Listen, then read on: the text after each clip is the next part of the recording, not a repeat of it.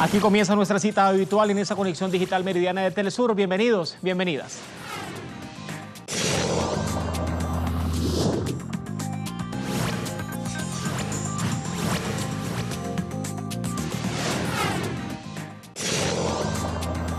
Presta mucha atención, hay información destacada. El gobierno cubano ha denunciado una maniobra de Estados Unidos para obstaculizar la votación en Naciones Unidas contra el bloqueo a la mayor de las Antillas. De inmediato la noticia.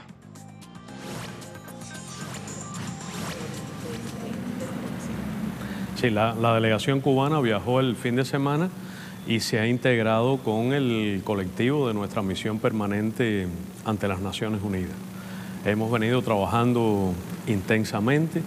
Hoy tendremos reuniones con el grupo de estados africanos y también se va a producir una reunión del movimiento de países no alineados que, entre otros temas, va a considerar la situación de la resolución titulada necesidad de poner fin al bloqueo económico, comercial y financiero impuesto por los Estados Unidos contra Cuba, que como todos conocemos se ha venido adoptando durante los últimos 26 años. Esta será la 27ª ocasión en que la Asamblea General se pronunciará.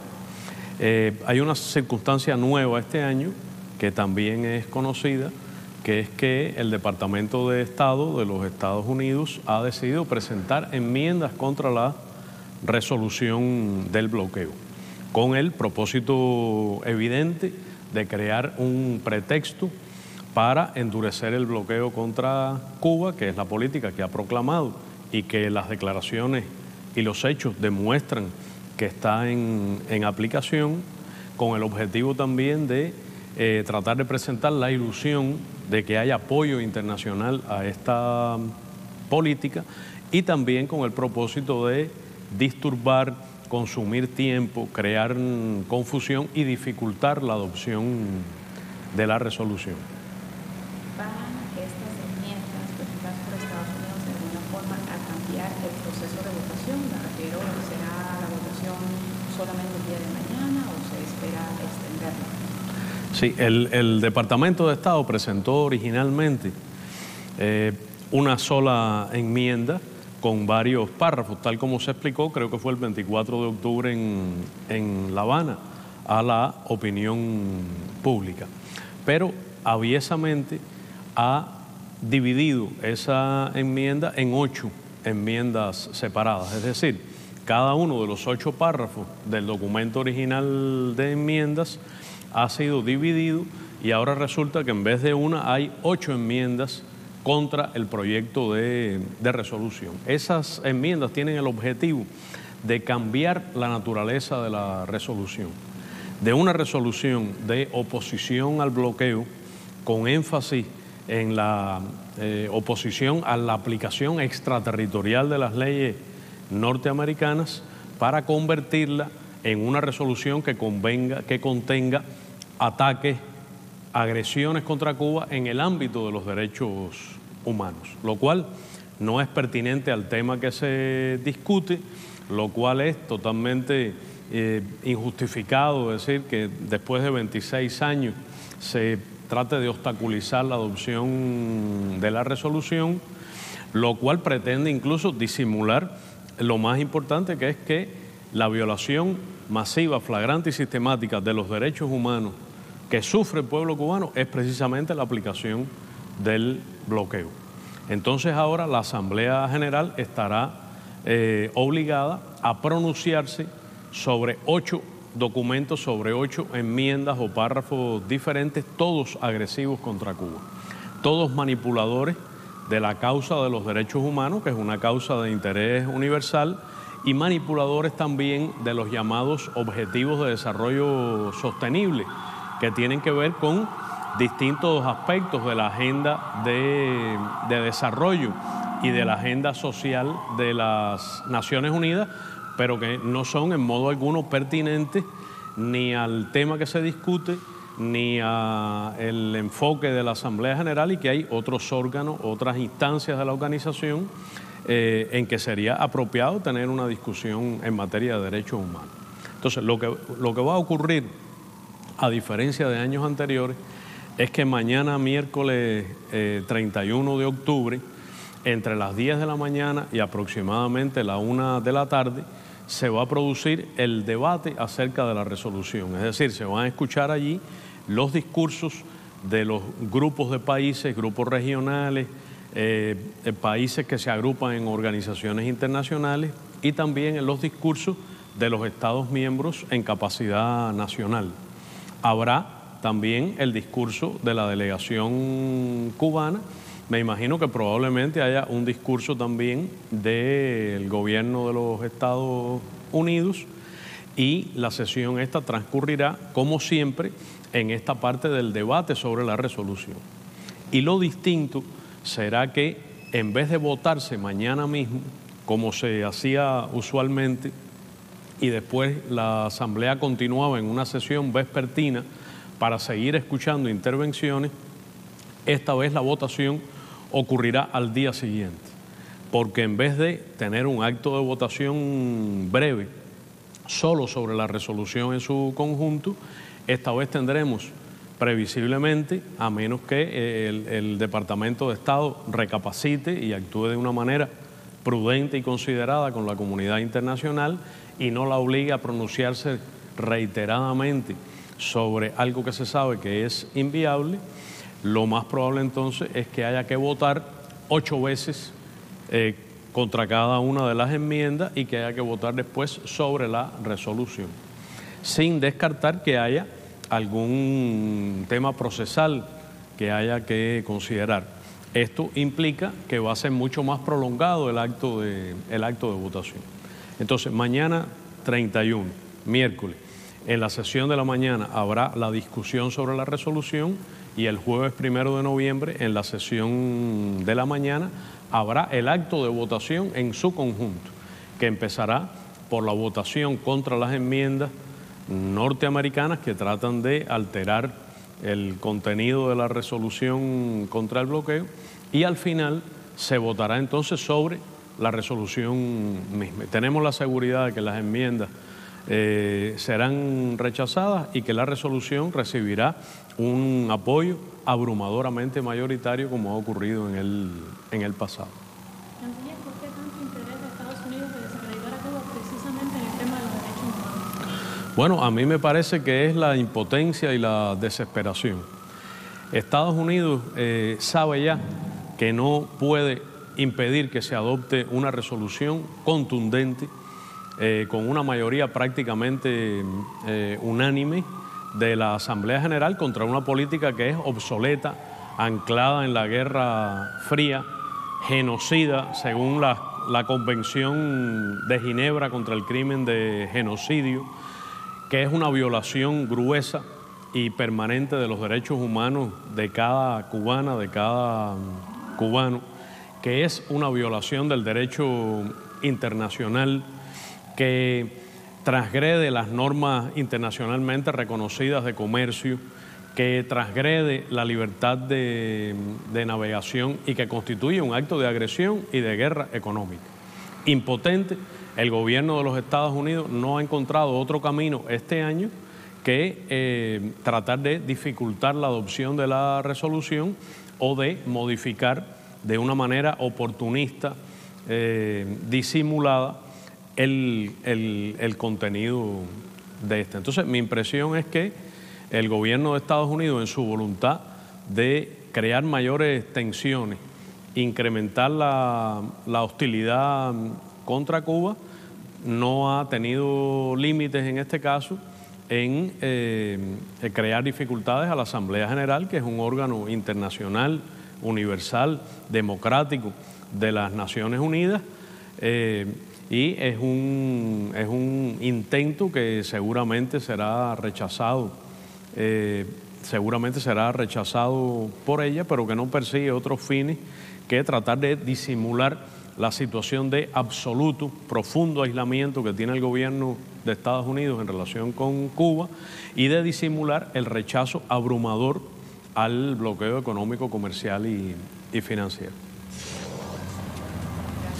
Bueno, muchas gracias. Ahí estaba la denuncia y en medio de todo este panorama varias organizaciones de solidaridad han convocado a un plantón antiimperialista, así se denomina. Están exigiendo el fin del bloqueo contra la mayor de las Antillas precisamente un día antes de que se voten en la Organización de las Naciones Unidas en referencia al bloqueo económico, comercial y financiero que por casi 6 décadas mantienen los diferentes gobiernos de Estados Unidos contra la mayor de las Antillas, contra Cuba. Revisemos Portal de la Casa si recién se conecta con Telesur, con la señal informativa de América Latina. Tenga en cuenta la pregunta, publicación que hacen desde nuestra multiplataforma: ¿cómo es la maniobra de Estados Unidos para justificar el bloqueo a Cuba?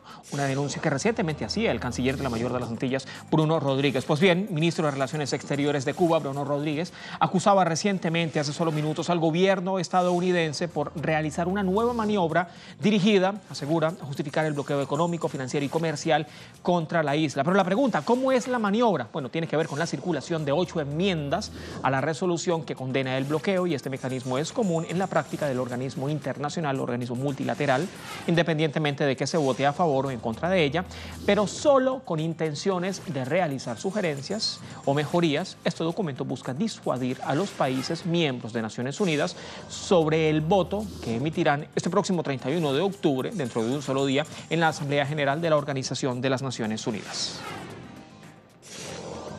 Más informaciones, avanzamos. Pronto, hermana, deja que veas el museo. Entra, vamos.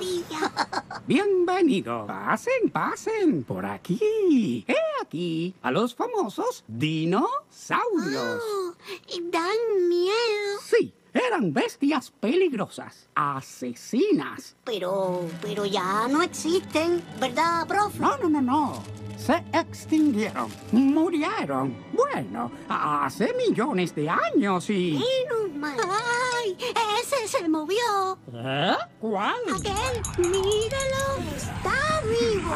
Ah, sí, increíblemente. Ese monstruo viejo es San, el Sansaurio. El viejo Sansaurio, el que inventó el bloqueo a Cuba Hace ya más de 50 años. Pero, profe, dijeron que iba a desaparecer. Pero Sansaurio y su bloqueo siguen haciendo daño.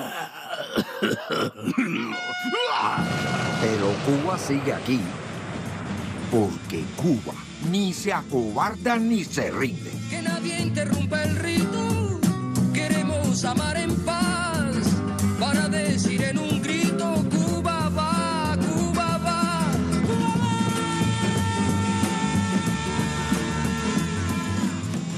Ahí la explicación en la etiqueta: no más bloqueo hacia Cuba. A otras informaciones, la caravana de migrantes de El Salvador, Guatemala y Honduras, países que integran la región centroamericana, camina este mismo martes unos 60 kilómetros. Buscan llegar a la localidad de Juchitán de Zaragoza. Esta madrugada salía esta caravana desde Santiago de Niltepec, en la localidad correspondiente al estado sureño de Oaxaca. El contingente de miles de personas ha llegado ayer a este municipio de San Pedro de Tenatepec, en el mismo estado, en Oaxaca, y desde las 4 horas en la madrugada, durante este mismo martes, reiniciaron el viaje hasta la nueva localidad. Esta mañana, en la salida de Tenaltepec, muchos de los migrantes que viajaban solos optaban por esperar las denominadas pipas, trailers o diferentes camiones para subirse a uno de ellos para llegar lo más rápido posible hasta Juchitán. Otros, por su parte, que viajaban algunos con niños, mujeres embarazadas, están caminando por sí mismos por toda la carretera. Más detalles con nuestros corresponsales.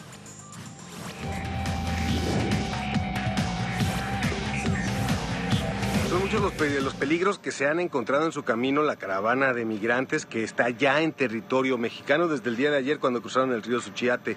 Uno de los problemas fue justamente este cruce. Es un caudaloso río que divide Guatemala de México, o sea, la ciudad de Tecunumán, de Ciudad Hidalgo, ya en el estado mexicano de Chiapas. El cauce del río en algunos momentos pues amenazó al grupo, que era formado también por niños y familias, e incluso se reportó un ahogado que no se confirmó. Después nos enteramos que un joven hondureño fue registrado con síntomas de ahogamiento, pero sobrevivió en un hospital aquí de Tapachula, Chiapas, que es una de las ciudades grandes más cercanas. Estamos a 32 kilómetros y bueno, aquí está registrado en un hospital. Este sobreviviente hondureño, que es la segunda vez que intentaba pasar a territorio mexicano. Aparentemente, pues ya habían sido otras en otra ocasión que la violencia, dice su familia, lo obligó a abandonar su país de origen. Allí la información con Pablo Pérez, enviado especial hasta la zona fronteriza entre Guatemala y México. Ahora presten mucha atención a lo que ha ocurrido recientemente. Atento a esto, un helicóptero de la Policía Federal de México sobrevolaba el anterior lunes el fronterizo río de Suchiate para impedir que integrantes de esta caravana migrante cruzaran desde Guatemala a suelo mexicano. Esto en camino a los Estados Unidos. Uno de nuestros corresponsales, además enviados especiales a la zona Santiago Botón, ha informado toda esta arremetida que se ha dado sobre los migrantes contra los migrantes. Se encontraban padres de familia, muchos de ellos con sus hijos en brazos. Vamos con las imágenes.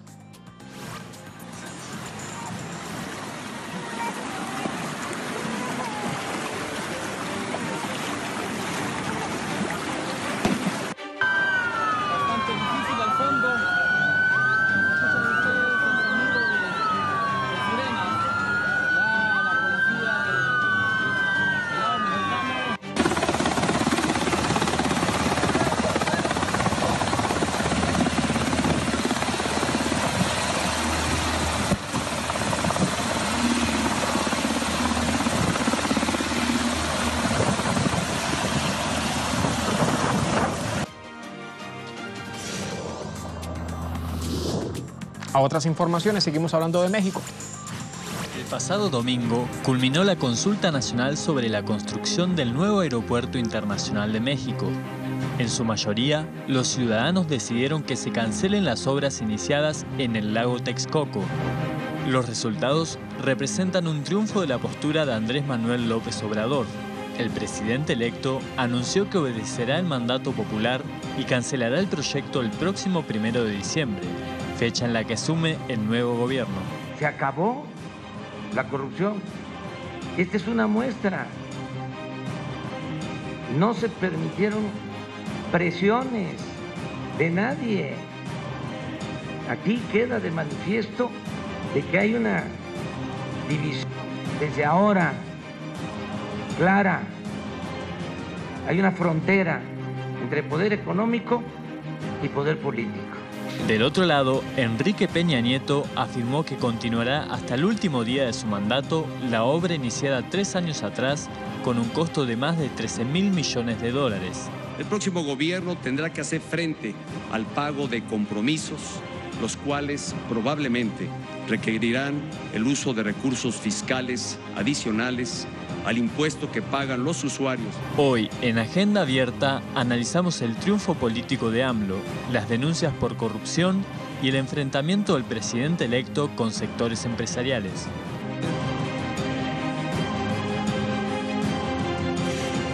Y es un análisis que se hace en Telesur a lo largo de toda esta jornada de martes 30 de octubre. Estamos hablando de México. Se cancela allí la construcción del Aeropuerto Internacional de la Ciudad de México sobre el ex lago Texcoco. Se construirán 2 pistas en la base aérea de Santa Lucía y se acondicionará el actual Aeropuerto Internacional de la Ciudad de México y el de Toluca, y todo esto va a permitir atender entre 60 y 70 millones de personas a lo largo de un año. Esto lo ha informado el presidente electo Andrés Manuel López Obrador. Revisamos portal de la casa, www.telesurtv.net. Titular destacado a esta hora en pantalla. Visítenos, que estamos a un solo clic de distancia.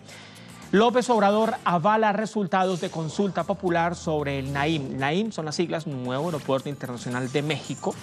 En el texto, el presidente electo Andrés Manuel López Obrador se pronunciaba hace ya algunas horas sobre el futuro del nuevo aeropuerto internacional en México y la consulta popular que culminaba el anterior domingo. Obrador además aseguraba tener en su poder un estudio de una empresa especializada de Francia que le hacía llegar al presidente Emmanuel Macron mediante su embajador en México, en referencia a la operación simultánea del actual aeropuerto de la Ciudad de México y su base aérea de Santa Lucía. Avanzamos, revisamos de inmediato otras informaciones, publicaciones que hacen nuestros corresponsales desde el lugar de la noticia. Mucha atención, porque este mismo martes el plan Vuelta a la Patria regresa a Venezuela de forma voluntaria en el 9º vuelo de la aerolínea Conviasa a 98 venezolanos procedentes de Perú. Jaime Herrera tiene la información. Publicación que hace Jaime Herrera en redes sociales, Twitter, sígale, @JaimeTelesur. Allí la cuenta oficial de nuestro corresponsal en Perú. Etiqueta Perú. Ya en sala de embarque, los 98 venezolanos sumados al plan Vuelta a la Patria, esa es la etiqueta. Los repatriados desde Lima ya suman 854.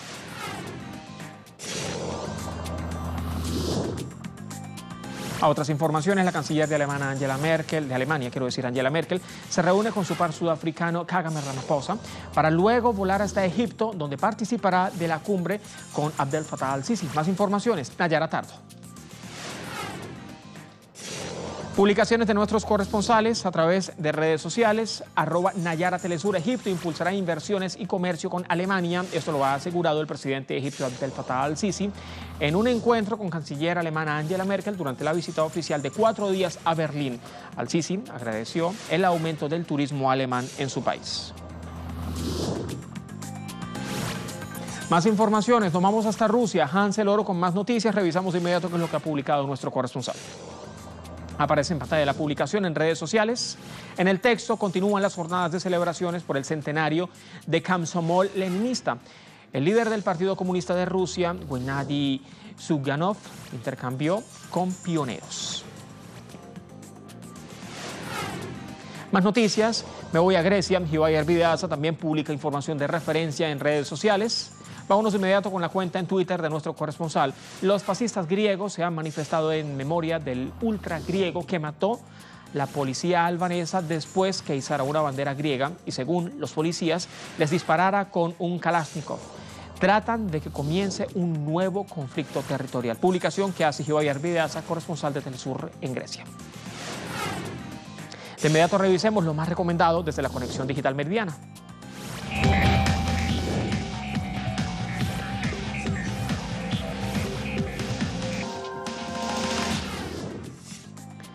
En pantalla, publicación desde el portal Macrotrade News, con la participación en el texto de más de 2.800 empresas de más de 130 países y regiones. Este próximo 5 de noviembre abrirá la primera edición de la Exposición Internacional de Importaciones de China, y esto ocurre en la ciudad de Shanghái. Por estos días ya han comenzado las tareas de colocación de los puestos de exhibición, que se caracterizan por poner énfasis en la seguridad y el carácter ecológico. Según ha trascendido, la construcción de cada puesto será observada por un guardia para garantizar así la seguridad, mientras que los materiales empleados serán reciclables y amigables con el ambiente, según los expertos y responsables de esta actividad. Además, la ciudad pondrá en circulación cerca de 350 taxis alimentados con nuevas fuentes de energía y cerca de 440 autobuses vinculados a redes inteligentes para dar servicio al encuentro. Esto lo han adelantado las autoridades de la República Popular China. Más informaciones, revisamos portales informativos. Aparece en pantalla Portal Universal. En Nueva York harán festival que romperá tabúes sobre la muerte. Es que cerca de 10.000 personas asistan a los 350 eventos que hay programados hasta este próximo 3 de noviembre por toda la ciudad, y esto precisamente por la conmemoración del Día de los Muertos. Profundizamos noticias. Nueva York acoge desde este próximo lunes Festival de Revenge in Life. Una semana cargada con centenares de actividades creativas que buscan, entre otras cosas, romper los diferentes tabúes que existen sobre la muerte, coincidiendo además con el denominado Día de Halloween, un día de celebración en buena parte de la cultura norteamericana, y buscan unir a la gente en plena época de división, aseguran los expertos. Me voy a las cifras. Se estima que cerca de 10.000 personas asistan a los diferentes encuentros. Se habla de 350 eventos que hay programados hasta este próximo 3 de noviembre por toda la ciudad de Nueva York, en los Estados Unidos. Para más noticias, visítenos. Estamos en www.telesurtv.net, @telesurtv, si nos puede localizar en redes sociales y en las diferentes plataformas digitales. Además de material audiovisual de referencia, usted puede conseguir en nuestra multiplataforma imágenes que tienen que ver con diferentes celebraciones en todo el planeta. Y si no se ha descargado el app de Telesur TV para que lleve la información al alcance de su mano, ¿qué está esperando? Hágalo. Descárguese el app de Telesur. Hasta la próxima. Buenas tardes.